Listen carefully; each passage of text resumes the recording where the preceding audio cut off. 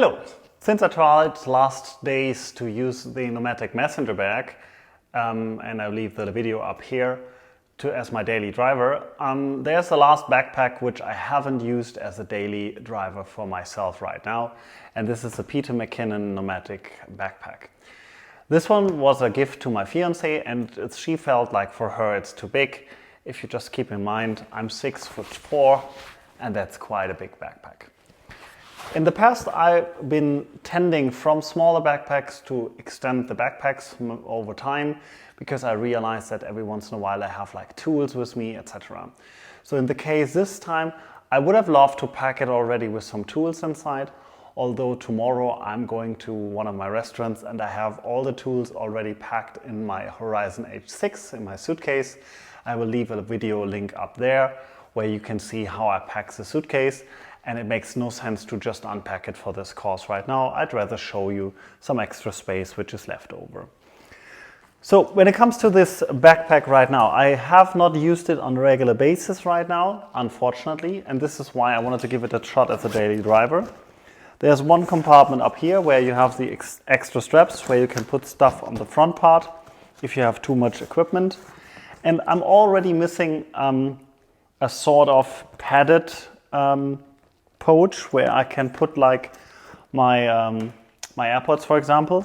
The pouch in here is not really padded. I mean, it's not scratchy datchy and it's not a problem for this one, but nothing crazy in here.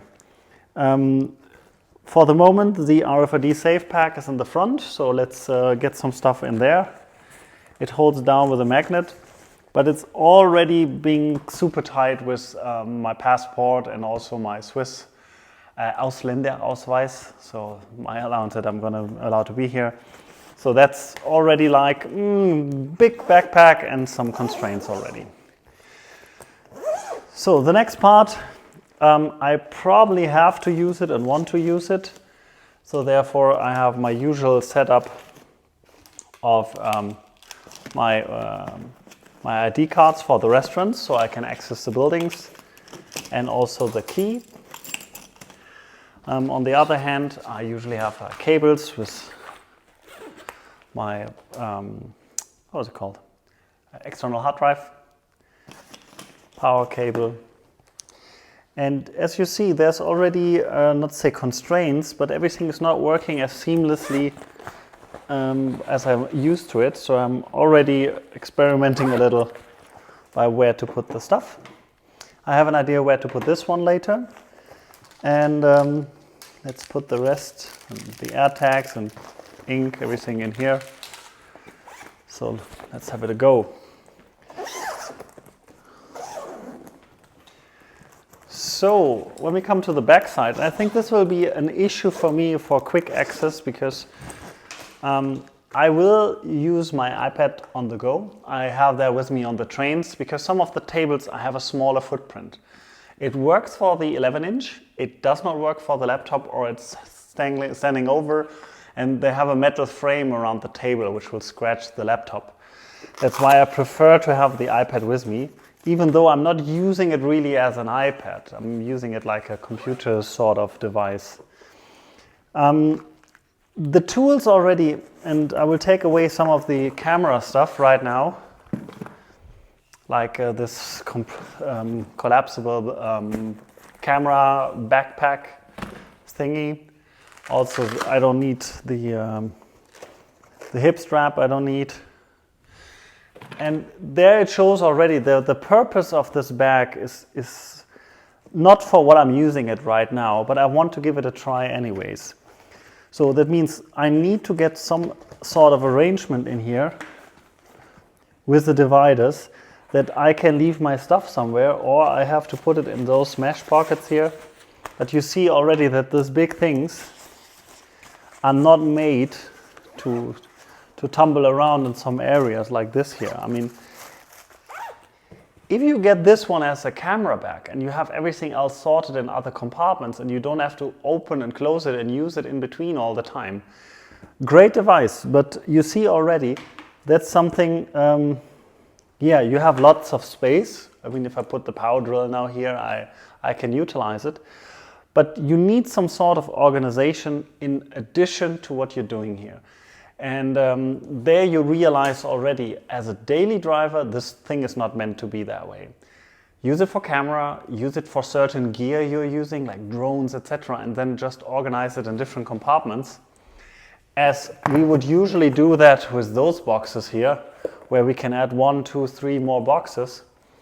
Or the new box system which will come out for the everyday camera bag, which fits in here, but it will have some space on the bottom, so you probably have to use one of the dividers.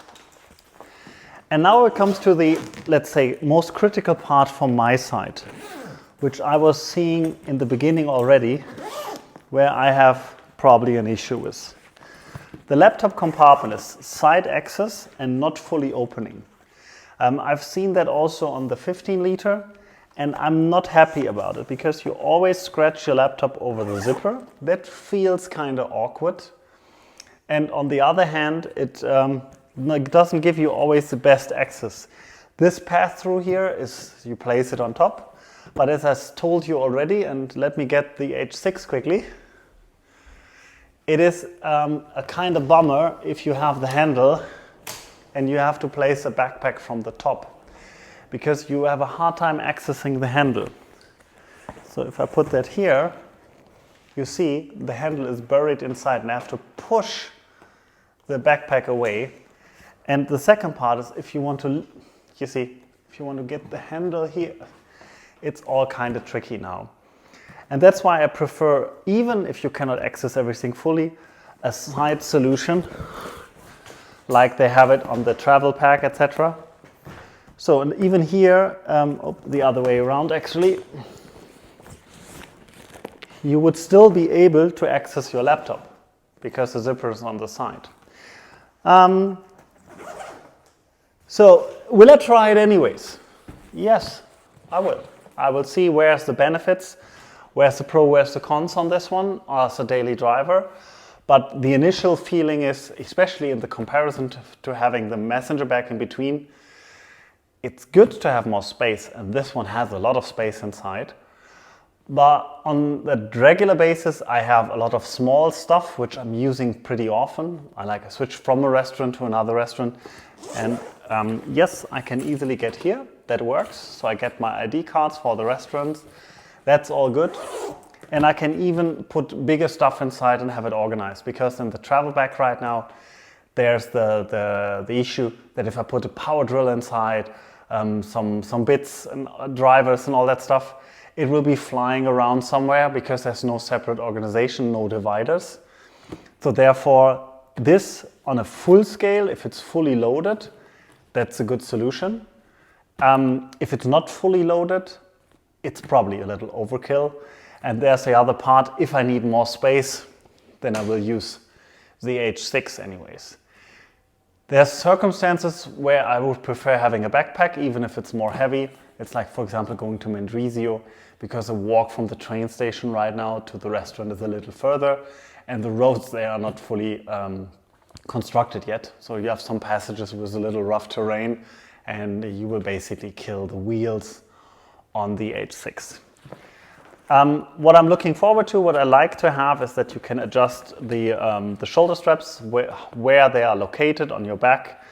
I still love this massive handle here.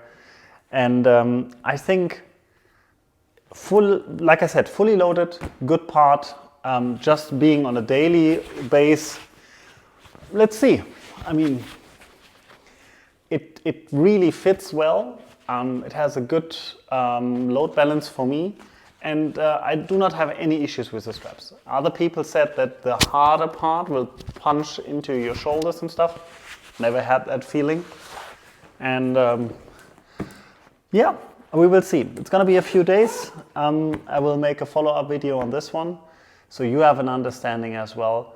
What is the benefits of this one as a daily driver? Where's the points where you should consider probably another backpack? And the nice part with the Nomatic guys is they have so many options right now. You have the old series with the backpack, the travel pack, the travel bag. You have the 15 liter, you have the bigger ones out of the last collection, out of the Navigator series. You have the Peter McKinnon Daily, comes at the end or October of this year, and the service and support. And this is really important. I didn't say that before. It's amazing. Did I have flaws on the backpack that something broke? Yes. I had 2 zippers broken, one of the travel bag and one on the backpack. But keep in mind, I'm using them every day on the train, on, off, open, close, on, off, open, close. And therefore, that's okay. That's the part which has been used constantly. And they improved the zippers on the V2 series. So there's a lot less issues happening. It wasn't the V1 series where the zipper of the main and the front compartment of the travel bag had been failing. But after that, never had an issue. Support was excellent. I usually had the backpack from the support faster than if I would have ordered a new one. That's amazing. If you're living in Europe right now, there's a situation that they have to rebrand themselves. There was a company who had an issue with the naming, so they're going to be called Nomatic. But beside this, if that opens, go for it. If you get a hand on one of the backpacks, make sure you buy it from Nomatic or you buy from someone who bought it from Nomatic, so you have the warranty papers, everything ready. And I have to say, Nomatic has been really a thing which stays in my life and which I'm talking about a lot on the videos. I get a lot of response on it. I do a lot of things on Twitter with it. And whoever in my surrounding in need for a backpack as a daily driver, this brand's going to be there. Enough advertisement right now. I'm not sponsored. Nomatic is not having any influence on this video. They don't give me any money or any equipment. I bought everything myself. But I just wanted to let that go here on this part. I will leave the other videos on the sides. If you enjoyed this one, leave a like. If you want to see more of my content, subscribe to the channel. And yeah, I would say this is all for today, for this moment. Thank you so much for watching. It's been a longer one this time, and see you next time. Bye bye.